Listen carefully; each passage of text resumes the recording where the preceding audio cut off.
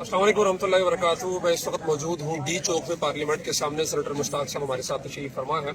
Senator साहब ने 3 मई 2024 को कन्वेंशन सेंटर में ऐलान किया था कि जनाब जिस दिन रफा ऑपरेशन शुरू होगा तो मैं धरने पे बैठ जाऊँगा अपने 3 बच्चों के साथ, हाँ मुझे अकेले बैठना पड़े। तो आज सेनेटर साहब की वीडियोस देखी, तस्वीर देखी, तो हम यहाँ आए तो देखा यहाँ दुनिया ही अलग है। सेनेटर साहब तो निकले हैं, उनके साथ इस्लामाबाद की मुख्तलिफ यूनिवर्सिटियों के, मुख्तलिफ तंजीमों के, जमातों के दर्जनों नौजवान हैं जो मुकम्मल तौर पे पुरजोश हैं सेनेटर साहब के साथ धरने पे बैठने के लिए। और यहाँ पर थोड़ी मुश्किलात भी पेश आई पुलिस की जानिब से। जो माइक था, जो दरियाँ थी, जो सामान था दूसरा, वो भी जब्त कर लिया गया। गाड़ी थाने में बंद है, कुछ नौजवान भी गिरफ्तार किए गए हैं। सेनेटर साहब, क्या प्लान है आपका धरने को लेके? कब तक बैठने का इरादा है? बहुत शुक्रिया। देखिए, ये धरना न किसी पार्टी का है, न किसी ग्रोह का है, न किसी के खिलाफ है, न कोई सियासी मकासद रखता है। ये धरना पाकिस्तानियों का है, उन तमाम लोगों का है जिनके दिलों में फ़लस्तीन का दर्द है, गज़ा का दर्द है। और ये एक ही मकसद के लिए है, गज़ा को बचाओ, रफ़ा ऑपरेशन को रुकवाओ। और इसके लिए ICJ, ICC जाना हो, डिप्लोमेटिक रास्ता इख्तियार करना हो या अस्करी मुदाखलत करना, जो भी ज़रूरी है वो करो, लेकिन गज़ा बचाओ और रफ़ा ऑपरेशन को रुकवाओ। यह है बुनियादी मकसद।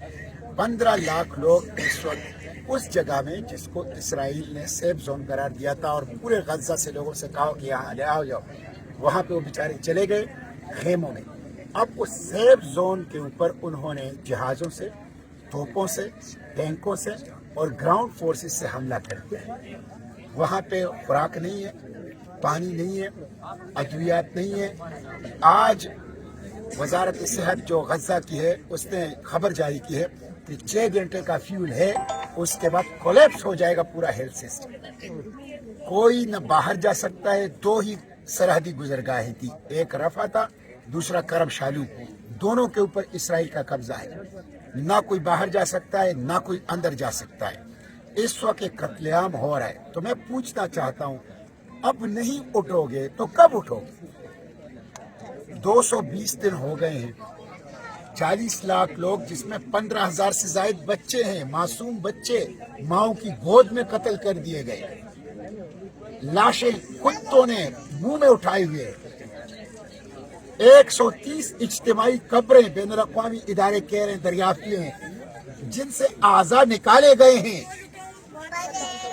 तो अब नहीं उठोगे तो कब उठोगे? तो इसलिए मैं कहता हूं पाकिस्तानियों से कि ये वक्त है, गुनहगार होंगे सब, रोज़े हशर कोई जवाब नहीं दे सकेंगे। किस तरह सामना करेंगे साथी कौशल का? उनकी उम्मत गाजर मूलियों की तरह काटी जा रही है। रिकॉर्ड हो रहा है, टेलीवाइज्ड हो रहा है, दुनिया भर में टीवी और मोबाइल स्क्रीन पे लोग देख रहे हैं, और हम घरों में बैठे हैं।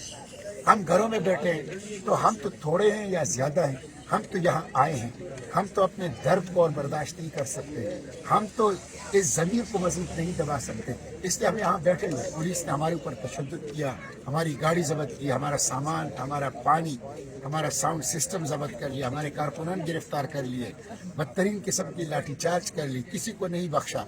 लेकिन हम यहाँ बैठे और हम बैठे रहेंगे, खा ये हमारे जिस्मों के टुकड़े कर ले, हम यहाँ से नहीं होंगे। रफा क्रॉसिंग की आपने बात की, आप खुद मिस्र गए, उस पर तफसीली इंटरव्यू भी हुआ था हमारा। लेकिन जो मिस्र वाली साइड है, अगर मिस्र इसमें किरदार अदा करे तो क्या हो सकता है? शर्मनाक किरदार मिस्र का है, शर्मनाक किरदार। मिस्र अगर खुद कुछ फौज नहीं भेज सकती तो कम से कम मिस्र अपने अवाम को तो इजाजत है। मिस्री अवाम के अंदर इतना जज्बा है कि इसराइल के लिए वो काफी है। लेकिन मिस्र और अरब ममालिक इस वक्त सहूलतकार है इस जेनोसाइड, इस वक्त फैसिलिटेटर है इस जेनोसाइड। शर्म की बात है ना, आपका दरियाई नील, दरियाई दुजला, दरियाई फरात, दरियाई सिंध पानी से भरा हुआ है और लोग तरस रहे हैं। आपके खुराक के गोदाम भरे हुए हैं और लोग वहाँ भूख से मर रहे हैं। आपके पास जितनी फौज है उतनी तो पूरी इसराइल की आबादी है। 80 लाख उनकी आबादी है, 80 लाख आपकी फौज है। आपके पास कारतूस से लेकर एटम बम तक और खलाई टेक्नोलॉजी और मिसाइल टेक्नोलॉजी तक सब कुछ मौजूद है। تو پھر کیوں نہیں کر رہے؟ مجھے یقین ہے اور میں ضمانت دیتا ہوں اور میں قسم کھا کر کہتا ہوں کہ اگر آج صرف پاکستان دھمکی دے کہ یہ رفح آپریشن بند کرو، یہ ہمارا ریڈ لائن ہے، نہیں کرو گے تو ہم اپنی میزائلوں کا رخ اسرائیل کی طرف کر رہے ہیں، اسی دن جنگ بند ہو جائے گا۔ جس دن پاکستان دھمکی دے اسی دن جنگ بندی ہو جائے گی۔ آپ کو لگتا ہے پاکستان دے سکتا ہے؟ بالکل دے سکتا ہے، لیکن آپ کا ریڈ لائن اگر مسجد اقصی نہیں ہے، اگر فلسطین نہیں ہے، اگر رفح نہیں ہے، اگر 40,000 امت محمدیہ جو قتل ہوئے، دن دہاڑے قتل ہوئے، بے دردی بہیمانہ انداز سے قتل ہوئے، وہ نہیں ہے تو پھر آپ کا ریڈ لائن کیا ہے؟ قائد اعظم کا ریڈ لائن یہ تھا، قائد نے فوجیں بھیجی تھی، اسلحہ بھیجا تھا، قائد نے پیسے بھیجے تھے، قائد دنیا بھر میں ڈپلومیٹک فرنٹ پہ ان کے لیے کھڑے ہو گئے تھے۔ 1973 میں پاکستان ایئر فورس نے اسرائیل کے جہاز گرائے، پہلی دفعہ کسی فورس نے کسی جنگ میں اسرائیل کے جہاز گرائے گئے اور وہ پاکستان ایئر فورس نے گرائے۔ یہ واحد نان عرب ملک تھا جس نے اس عرب اسرائیل جنگ کے اندر حصہ لیا، تو ہم کر سکتے ہیں، ہم نے ماضی میں ایسا کیا عنصر تھا پاکستانی فوج میں جو 1973 میں تو موجود تھا کہ وہ خود ہمارے فائٹر بھی گئے، طیارے بھی گئے، لیکن اب یعنی آپ 1973 میں تو پھر بھی 7 ماہ کا 1948 میں جب مئی 1948 میں اسرائیل کا ناجائز وجود سامنے آ گیا تو اس وقت پاکستان 7 ماہ کا تھا۔ 7 ماہ کا پاکستان قائد اعظم کی قیادت میں ڈٹ کر کھڑا تھا فلسطینیوں کے لیے۔ ٹرومین کو، امریکی صدر کو خط لکھتا ہے، UN جنرل سیکرٹری کو خط لکھتا ہے، کہتا ہے یہ ناجائز اولاد ہے مغرب کا۔ آج تو ہمارے حکمران اسماعیل ہانیہ سے تعزیت نہیں کر سکتے، آج تو ڈالروں کے بھوکے ہیں، امریکی غلام ہیں، ڈر اور خوف کی پالیسی پر گامزن ہیں، اور آج ان لوگوں کے لیے جو فلسطین کی آواز اٹھاتے ہیں ان کے اوپر پولیس تشدد کرتی ہے۔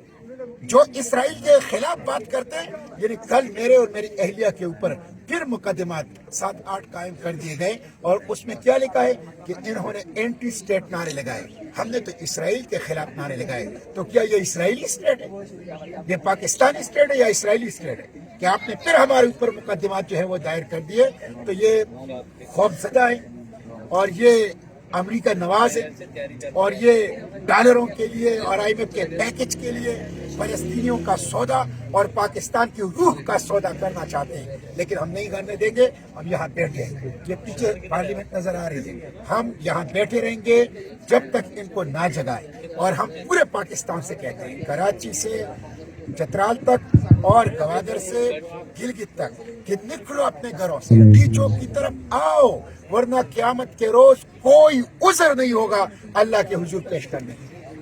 ابھی نوجوانوں نے نعرے لگائے، یہاں پہ بڑے انرجیٹک تھے نوجوان ہیں یقیناً، اور پولیس کی جانب سے جبر کیا گیا، ظلم کیا گیا، تو اگر کوئی ٹکراؤ کی صورتحال پیدا ہوئی کون ذمہ دار؟ ہم پرامن ہیں، ہم پرامن ہیں، ہم اپنا دیکھیں نا، ہم یہاں بیٹھے، کوئی روڈ بند نہیں ہے، ہم کسی سڑک کو بند نہیں کر رہے، کسی کو تکلیف نہیں دینا چاہتے، ہم اپنا کانسٹیٹیوشنل لیگل رائٹ جو پروٹیسٹ کا ہے وہ استعمال کرنا چاہتے ہیں، اور اسی کے لیے یہاں پر آئے ہیں، اور یہ ہمارا فنڈامنٹل رائٹ ہے، ہمارا بنیادی حق ہے۔ پولیس مسلسل تشدد کر رہی ہے، فسطائیت کا مظاہرہ کر رہی ہے، جھوٹے مقدمات دائر کر رہی ہے، ڈرا دھمکا رہی ہے، غلط زبان اور گالم گلوچ کی زبان استعمال کر رہی ہے، لیکن ہم اپنے قانونی دائرے کے اندر رہیں گے، اور ہم یہاں پہ بیٹھے رہیں گے، اور ہم کسی صورت میں خواہ یہ لوگ ہمارے جسم کے ٹکڑے بھی کر لیں، ہم یہاں سے نہیں جائیں گے۔ میں پوچھنا چاہتا ہوں نا کہ یہ 40,000 فلسطینی جو قتل ہوئے، ان کا قتل رکوایا جا سکتا تھا اگر OIC، اگر پاکستان ہمت کرتا، کیوں نہیں رکوایا گیا؟ اس لیے کہ یہ سہولت کار ہے۔ اور جہاں تک تشدد کی بات ہے، اگر امریکہ میں یونیورسٹیوں کے طلبہ اپنے یونیورسٹیوں سے اخراج برداشت کر سکتے ہیں، جرمانہ برداشت کر سکتے ہیں، تشدد اور جیلیں برداشت کر سکتے ہیں، تو ہم جن کے 2 رشتے ہیں، ایک انسانیت کا رشتہ، ایک امت محمدیہ کا رشتہ، ہم کیوں برداشت نہیں کر سکتے؟ اس لیے میں اہلیان پاکستان سے، طلبہ سے، طالبات سے، بچیوں سے، مرد و خواتین سے، اور مزدوروں سے، جرنلسٹ سے، ڈاکٹروں سے، تاجروں سے، سب سے کہتا ہوں، نکلو لکھ لو 1,00,000 لوگ جس دن اس جنا ایونیو پہ جمع ہو گئے اس دن پاکستان کی فوج حرکت میں آئے گی اور غزہ کو بچائے گی پھر. یہ بڑی اہم بات ہے. امریکہ کا حوالہ دیا سینیٹر صاحب نے. اس وقت اسلام آباد پنڈی کی جتنی یونیورسٹیاں ہیں وہ اگر امریکن طلباء ہیں انہی کو دیکھ لیں, انہی کو فالو کر لیں. وہ جس قدر دلیری کے ساتھ نکلے ہوئے اپنی یونیورسٹیوں سے ایکسپیل ہو رہے ہیں, جرمانے ہو رہے ہیں, جیلوں میں جا رہے ہیں, وہی اگر تھوڑی جرت کا مظاہرہ کریں تو یقین کریں پورا اسلام آباد بھر جائے گا اور 1,00,000 سے زیادہ لوگ اکٹھے ہو جائیں گے. جب آپ لوگ ابھی بھی یہ سارے تقریباً یونیورسٹیوں کے طلباء ہیں, اسلامی جمعیت طلباء کے اور دیگر جماعتوں کے, آپ ہمت کریں, کوشش کریں. 9 مئی کو جو قائد اعظم یونیورسٹی میں ہولی کھیلی گئی, شرم کا, دکھ کا, افسوس کا مقام ہے کہ جس وقت آپ کو یہاں کھڑے ہو کر غیر مسلم طلباء آپ کو سبق دے رہے ہیں, غیرت سکھا رہے ہیں, آپ ان کے پیچھے چلنے کی بجائے آپ کسی اور دنیا میں مگن ہیں. یہاں آئیں, بیٹھیں, ان کے ساتھ اظہار یکجہتی کریں اور سینیٹر صاحب کے پیچھے کھڑے ہوں, ان کو مضبوط کریں, اس آواز کے اندر اپنی آواز کو شامل کریں.